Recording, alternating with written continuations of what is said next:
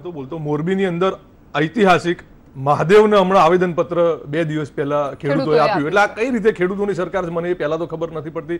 નર્મદાની જળ સપાટી 127 મીટર છે છતાં કેનાલોમાં પાણી નથી। જ્યાં કેનાલ જોવો છો ત્યાં ગાબડા પડ્યા છે। મારા મિત્રએ બહુ સરસ વાત કરી બે કે કોંગ્રેસે શું કર્યું।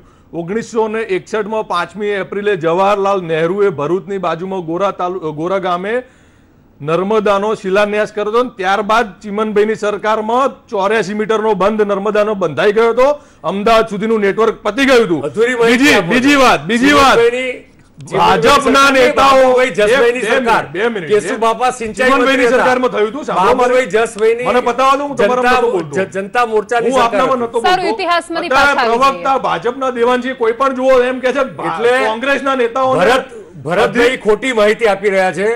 જો 1900 એમને મને જવાબ આપે કોંગ્રેસ કે 1961માં શિલાન્યાસ થયો હતો તો નર્મદાની મંજૂરી આટલા મીટરની શા માટે મોડી મળી? કોંગ્રેસ 4 વર્ષ કેન્દ્રમાંથી સત્તામાં કોંગ્રેસે શું કર્યું? પર્યાવરણ કોંગ્રેસે મને સાંભળવા મને જવાબ તો આપો મોરબીની વાત કરી સવાલો પૂછો જવાબ તો આપો તો મોરબીની જેમ પર્યાવરણ વિદો અને વર્લ્ડ બેંકમાંથી લોન ના મળવાના લીધે પછી ચિમનભાઈએ નર્મદામાં બોન્ડ જે પણ કઈ મૂકવાના હતા એ બોન્ડ કરીને કાર્ય પૂરું કર્યું। ભરતભાઈ તમે પણ ઇતિહાસમાંથી આવી જાવ। મારો સવાલ એ છે ઇતિહાસ કે છે અધૂરો નથી હું આખો કહું તમે વચ્ચે ડિસ્ટર્બ કરો છો અનિલભાઈ। બીજું આજે કૃષિ મંત્રીએ બિલકુલ અશોભનીય ટિપ્પણી કરી છે કોંગ્રેસ પાર્ટી ઉપર કે કોંગ્રેસ ટપલી દાવ કરે છે। મારે ભારતીય જનતા પાર્ટીના નેતાઓને મારે એક એમને સલાહ આપી છે કે મારે એમને કહેવું છે કે તમને એટલી બધી ખેડૂતોની પડી હોય તો સચિવાલયના ઓટલેથી 10-12 કેમેરાની સામે પ્રેસ કર્યા વગર જ્યાં આગળ 75 પૈસા લસણના ડુંગળીના મળે છે ત્યાં જઈને ઉભા રહો। ટપલી દાવ કોણ કરે છે તમને ત્યાં આગળ તમને સર્ટિફિકેટ મળી જશે। અમારે સર્ટિફિકેટ લેવાની જરૂર નથી। બીજું ભારતીય જનતા પાર્ટીના પ્રવક્તાઓ એમ કહે છે કે કોંગ્રેસને ખેડૂતના વાત ઉપર બોલવાનો અધિકાર નથી તો અમારી 77 સીટો છે અમને પબ્લિકે વોટ આપ્યા છે એટલે અધિકારની વાતો તો મહેરબાની કરીને કરજો ને। અમે વાત કરીશું અમે જોરે શોરે વિરોધ કરીશું ખેડૂતને જ્યારે જરૂર પડશે ત્યારે અમે ઉભા રહીશું। ઠીક છે। હવે અનિલભાઈ સવાલ એ છે કે મોરબીમાં ડેમી 2 અને ડેમી 3 આ 2 ડેમ એવા છે કે જ્યાં પાણી ભરવા માટે ખેડૂત છેલ્લા કેટલાય દિવસથી આંદોલન કરે છે પણ સરકારે આશ્વાસન સુદ્ધા નથી આપ્યું। ડુંગળી લસણના ભાવ 40 કિલોગ્રામ વેચશે તો 1 લીટર પેટ્રોલ આવશે। એક બાજુ મોંઘવારી જઈ રહી છે ભાવ નથી મળી રહ્યા ગૃહિણીને પણ ફાયદો નથી થઈ રહ્યો। એટલે તમામ પરિસ્થિતિની વચ્ચે તમને એવું લાગે છે કે સરકાર હજુ તમને એવું લાગે છે કે સંવેદનશીલ છે અને હજુ બચાવ કરશો તમે? દેવાંશી આપ લગભગ 7-8 મહિના પહેલા આપ જ મારી સાથે આવી ડિબેટમાં હતા અને એ વખતે ડુંગળીના ભાવ 70 થી 80 રૂપિયા કિલો થઈ ગયા હતા ત્યારે તમે એ વખતે મોંઘવારીની ફરિયાદ કરતા હતા। એટલે આપણે વાસ્તવિકતામાં ઉતરવું પડે।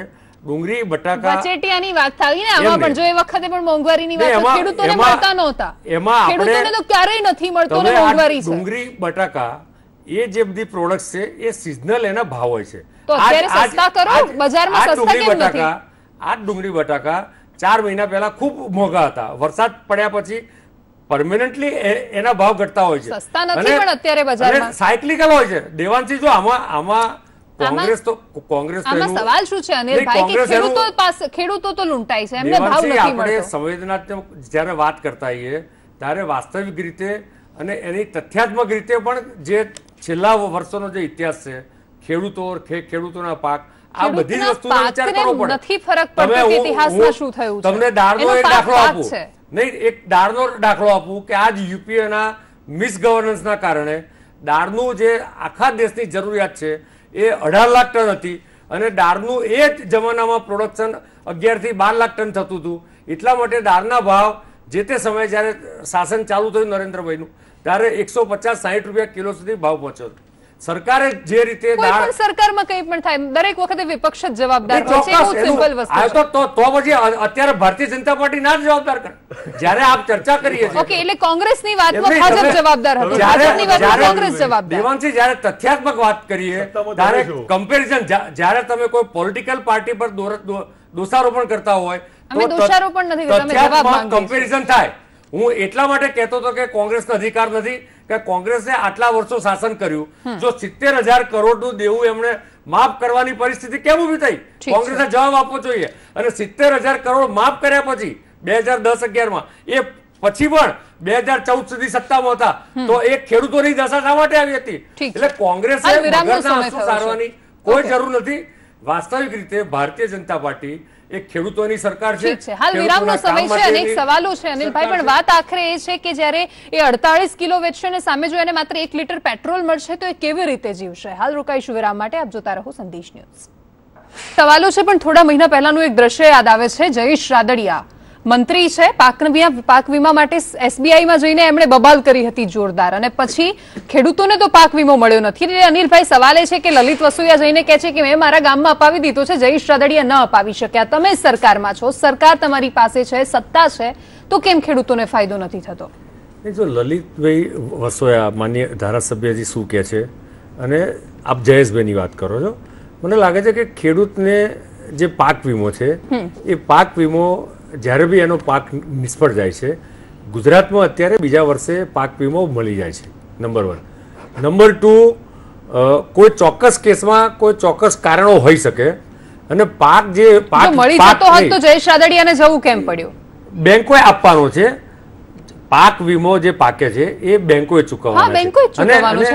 દેવાંશી, ખેડૂતોએ એના ચોક્કસ ડોક્યુમેન્ટ આપવાના છે. પાછું કયો પાક વાવ્યો છે, કયા પાકનો વીમો લીધો છે, આ બધી જ વસ્તુ મેટર કરતી હોય છે. સાથે સાથે કેટલા હેક્ટરમાં પાક છે. જ્યારે તમે પાક વીમો, જેમ આપણે રૂટીન વીમા લઈએ છીએ ત્યારે આપણે એનું કેટલું કવરેજ લેવાના છે, કયા કયા પ્રકારના રોગ લેવાના છે, એવું જે હોય છે. આમાં રોગ નહીં, પણ કેટલા વિસ્તારમાં તમે એ પાક વાવ્યો છે, એના આધારે જરૂરી ડોક્યુમેન્ટ મળી જતું હોત તો જયેશ રાદડિયાને જવું ના પડે. ચોક્કસ એમાં નહીં મળ્યું એવું વાત સાથે સમજ છું. અને લલિત વસોયાએ ધારો કે પ્રયત્ન કર્યો, 38 ખેડૂતોને અપાવ્યું, પણ અપાવ્યું. ખેડૂતોને પ્રયત્ન કરીને અપાયું હોય તો સારી વાત છે, એમાં કોઈ ખોટી વાત જ નથી. કોઈ પણ ચૂંટાયેલા માણસે અથવા તો જે જાહેર જીવનમાં રાજનીતિમાં કામ કરે છે એને જે જાણકાર નથી એવા માણસોને મદદ કરવી જ જોઈએ, એમાં ક્રિટિસાઇઝ કરવાની જરૂર નથી. ઓકે ભરતભાઈ, સવાલમાં એક મિનિટ, મારો સવાલ એ છે ભરતભાઈ કે ઇતિહાસની તમે વારંવાર વાત કરી છે. ઇન્દિરા ગાંધી તો ડુંગળીનો હાર પહેરીને પહોંચ્યા હતા, તમે ક્યારે એવું કરવાના છો? અમે હમણાં જ વિધાનસભાનો ઘેરાવ કર્યો, પણ અત્યારે એ ફ્લોપ શો હતો, કંઈક સારો ફ્લોપ શો નતો. એમ તો અત્યારે તમે બનારસની મોદી સાહેબની કોઈ પણ તમે સભા જોઈ લો બેન, બધી ખુરશીઓ ખાલી છે. સાહેબ મોદી સાહેબ ચાલુ કરે છે ભાષણ, ત્યારે લોકો ઉભા થઈને જતા રહે છે. એટલે અમને એવો શોખ નથી કે અમે વારે વારે પ્રધાનમંત્રીની ગરિમાને ઓછી કરીએ, પણ તમે વારંવાર કહો છો ફ્લોપ શો હતો એટલે અમારે બોલવું પડશે. કોઈ ફ્લોપ શો નતો. હું પોતે ત્યાં હાજર હતો. ઓછામાં ઓછા 5000 માણસ હતા, 2000 પોલીસ હતી, ચારે બાજુ 50000 આવ્યા હોય પણ ખેડૂતોને ફાયદો ના થાય તો શું કરવાનું? હું તમને એ જ કહેવા માંગુ છું બેન, આ સરકાર જે છે, હું તમને થોડી પાક વીમાની વાત કરું. ગયા વર્ષે 2018માં 12,436 ખેડૂતોએ 22.35 લાખ હેક્ટર ખેતીની માટે 11,880 કરોડ રૂપિયાનો વીમો લીધો હતો, જેની અંદર એ લોકોએ 374 કરોડ રૂપિયા પ્રીમિયમ ભર્યું હતું. હવે ખાનગી કંપનીઓ, જે ખાનગી ઇન્સ્યોરન્સ કંપનીઓ છે, જેમ કે રિલાયન્સ, જનરલ ઇન્સ્યોરન્સ, યુનિવર્સલ, સોમ્પો, આ બધાને રાજ્ય સરકારે અને કેન્દ્ર સરકારે દેવાંશી 1400 કરોડ રૂપિયા આપ્યા. ખેડૂતોએ એમને લગભગ 200 સમથિંગ કરોડ રૂપિયા આપ્યા. આમની સામે એમણે જે કહેવાય વીમો આપ્યો કેટલાનો, તો કે 200 સમથિંગ 65 કરોડ રૂપિયાનો વીમો પાસ કર્યો. 3100 કરોડ રૂપિયાની સામે 265 કરોડ રૂપિયા ખાલી કંપનીઓએ આપ્યા. 2800 કરોડ રૂપિયા કંપનીઓ ઘેર લઈ ગઈ. એટલે આ સરકાર શેના માટે વીમા કંપનીઓને બચાવે છે? ખેડૂતો તમે ખેડૂતોની વાતો કરતા હો તો જાઓ નપાવો વીમા. સત્તા પક્ષ પાસેથી એ જોઈએ છે કે તમે રજૂઆત કરશો અનિલભાઈ સરકારમાં જઈને કે ખેડૂતો માટે થોડા સંવેદનશીલ બની જાય. સરકાર ખેડૂતો માટે સંવેદનશીલ જ છે. ઠીક છે, ઓકે. એમએસપી ના ભાવ ઇતિહાસમાં 2 ગણા થયા. ઓકે, સમયની મર્યાદા છે, મારે આટલો જવાબ જોઈએ. એમએસપી ના ભાવમાં પણ ભાવ નહીં છે ખેડૂતોને. મોટી ખરીદી થઈ. ઓકે, આપ બંનેનો ખૂબ ખૂબ આભાર અમારી સાથે જોડાવા બદલ, ચર્ચામાં ભાગ લેવા બદલ. સમયની મર્યાદા છે, પણ સવાલ આખરે એ છે કે સિસ્ટમ, સરકાર અને કુદરત જો ત્રણેય તરફથી માર પડશે અને પછી દર 40 મિનિટે દેશમાં આત્મહત્યા થતી હોય ને છતાંય આપણે બૂમો પાડીને કહેતા હોઈએ કે જય જવાન જય કિસાન, એ જ અમારું સૂત્ર છે, તો વિચાર કરવો પડશે. અત્યારે બસ આટલું જ. આપ જોતા રહો સંદેશ ન્યૂઝ. નમસ્કાર.